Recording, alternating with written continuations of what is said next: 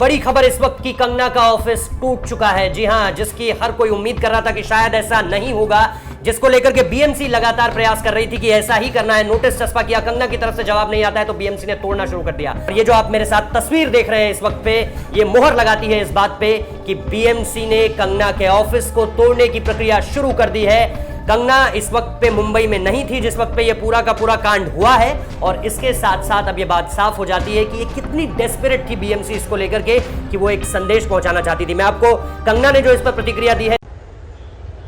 उद्धव ठाकरे, तुझे क्या लगता है कि तूने फिल्म माफिया के साथ मिलके मेरा घर तोड़ के मुझसे बहुत बड़ा बदला लिया है?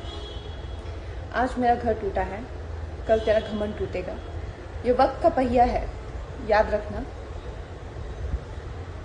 हमेशा एक जैसा नहीं रहता। और मुझे लगता है कि तुमने मुझ पर बहुत बड़ा एहसान किया है, क्योंकि मुझे पता तो था कि कश्मीरी पंडितों पे क्या बीती होगी।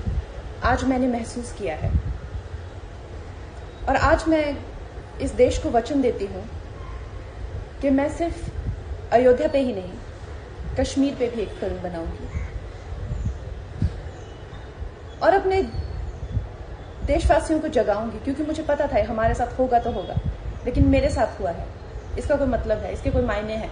और उद्धव ठाकरे, ये जो क्रूरता और ये जो आतंक है, अच्छा हुआ ये मेरे साथ हुआ, क्योंकि इसके कुछ मायने हैं।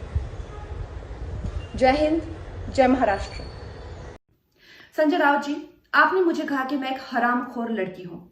आप एक सरकारी मुलाजिम हैं, एक मंत्री, आप तो जानते ही होंगे कि इस देश में हर दिन नहीं, हर घंटे कितनी लड़कियों के बलात्कार हो रहे हैं, कितनी लड़कियों का शोषण किया जा रहा है, उनकी बॉडीज काट के एसिड डाल के फेंक दी जा रही है, उनकी काम की जगहों पे उनको गालियां दी जा रही है, उनका अपमान किया जा रहा है, उनके खुद के पति उनके कान, नाक, मुंह, कान, जबड़े तोड़ रहे हैं। और आपको पता है इसका जिम्मेदार कौन है? इसका जिम्मेदार है ये जो मानसिकता आपने, जिसका भौंडा प्रदर्शन पूरे समाज के सामने, पूरे देश के सामने किया है, वो मानसिकता इसकी जिम्मेदार है। और इस देश की बेटियां आपको माफ नहीं करेगी संजय जी। आपने उन सब महिलाओं का शोषण करने वालों को सशक्तिकरण किया है, इस देश की बेटियां आपको माफ नहीं करेंगी। और जब आमिर खान जी ने कहा था मुझे इस देश में डर लगता है, तब उनको किसी ने हरामखोर नहीं कहा, या जब नसीरुद्दीन शाह जी ने कहा था तब उनको किसी ने हरामखोर नहीं कहा। जो मुंबई पुलिस की मैं तारीफ करते हुए नहीं थकती थी, आप देख लीजिए मेरे पुराने कोई भी इंटरव्यूज, आज जब वो पालघर की लिंचिंग में साधुओं को के सामने वो कुछ नहीं करते हैं, खड़े रहते हैं, या एक लाचार बाप जैसे कि सुशांत के पिताजी उनकी